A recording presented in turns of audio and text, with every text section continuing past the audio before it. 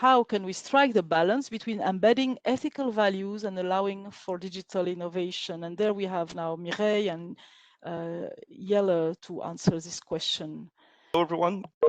Maybe first a bit of background of who I am and what I do. So I work at Agorija, which is a federation of technology companies, meaning that we have 2,000 member companies in Belgium, whom we have to assist very specifically in relation to what's happening at the European and international level on regulation and standardization. So meaning at a daily basis, my job is to try to translate what is happening in complex technology fields, like, for example, AI at the European international level, and make this understandable for a Belgian SME.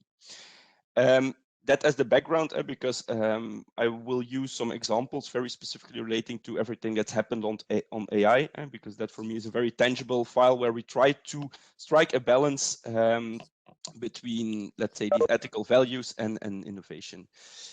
Maybe the first quote is, I don't think that there is actually a big challenge between embedding ethical values and allowing for innovation. They don't really hinder each other. What is hindering innovation is uncertainty from a legal point of view. If, for example, you want to build a digital product and you don't know what you can legally do and cannot, this creates uncertainty. This is hindering innovation. What's hindering as well is complex procedures, compliance to difficult regulations, very long assessment lists, stuff like that. So basically, I don't think there's a problem with the balance between integrating ethical values and allowing for innovation. What I also think is that if we look towards AI very specifically, I see that from a company perspective, they are already considering how to ensure that our products are ethical. I call this the company ethics. Within a company, you have people who have some moral compass, and together this all creates, let's say, the company ethical values. Now, the problem might be that in a way these internal ethical values are differing from the ethical values that we have here in Europe, or that we have in Belgium, for example. The real thing is how to integrate these ethical values. I'll take the example of the European ethical guidelines for trustworthy AI, because we've been going through this process. If we look towards AI, what do we see? That actually there's a sort of mistrust for individuals, but maybe society as a whole. It's quite a new technology. It's very difficult to grasp what it is and what it can do. There's a lot of mystery around it. And this creates certain discomfort and fear even with the potential future users, which is resulting in a lower uptake of AI. Now, from the point of view of companies, there's a real value in using a certain ethical framework or ethical values, as the law is not very clear on what you can and cannot do with AI. And then the next step actually is going to look towards ethics. How can we integrate ethics in our products to ensure that we can show to the users that what we are building is actually something good, which is a positive innovation. But if we look then towards these ethical guidelines, basically, from our point of view, they're not digitally ready. Meaning the result there was quite a long assessment list with all these ethical questions that you should over as a company. And what they basically state is, we have this list, and this has to be checked by 6 different people within a company. Meaning that as it is, it's currently not implementable. And what the companies would need is digital ready law or digital ready ethical tools, which they can really easily integrate into their products and processes. And in that way, we can be ensured that ethical values can be properly integrated in the digital innovations of the future. That's very, very interesting as well to talk about the side of the companies and also touching upon the guidelines on AI. Mireille, would you like to take the floor as well? Yes, let's do it. I'm now ready, maybe not digitally, but in person. So I'm going to again question the framing of the question, as several people before me have done.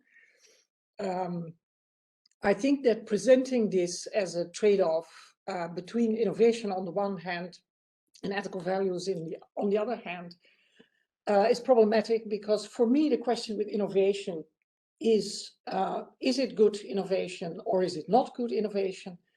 For instance, one of the important questions of innovation should always be, what problems are we trying to solve? Which problem is actually solved by a particular type of innovation? That's not necessarily the same problem that we want to solve.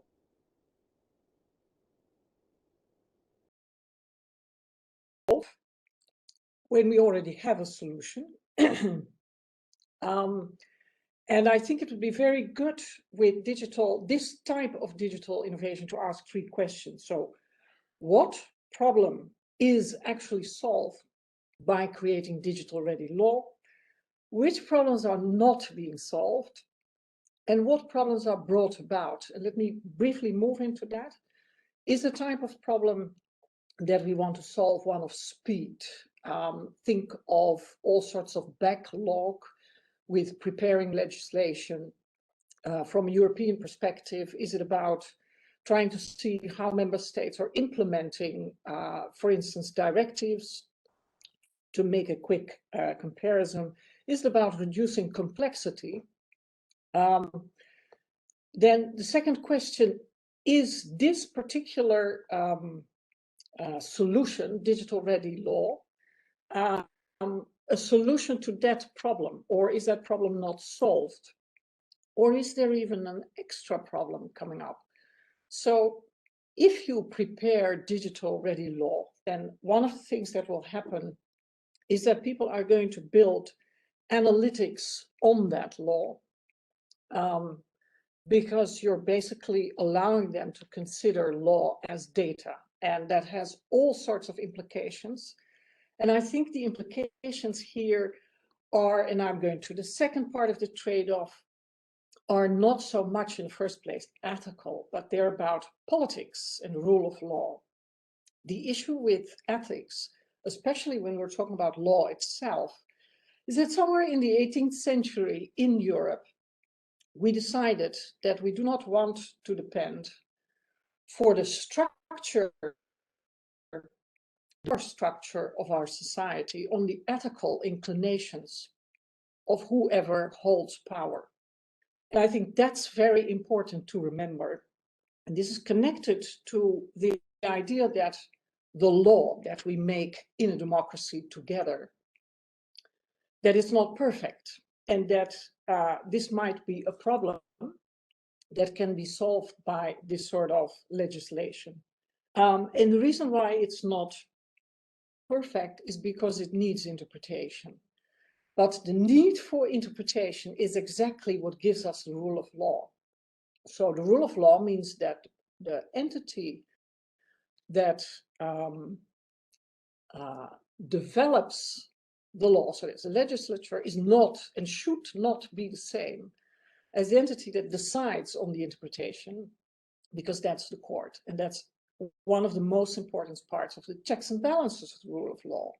So if you're trying to solve that problem this way, you're actually solving another problem, probably about efficiency, or trying to reduce complexity, but you are not solving the real problem, which should be solved by the courts and not at the level of the legislature. And you're creating new problems, the checks and balances. So I would strongly argue, and I've done that before, and I will close with that, to not put digital innovation per se over and against ethical values. They are not in a trade-off. That depends on many other things. And to see that when we are talking about digital ready law, we're not talking about ethics, but about the political structure, which means the rule of law in this case. Thank you. Thank you very much.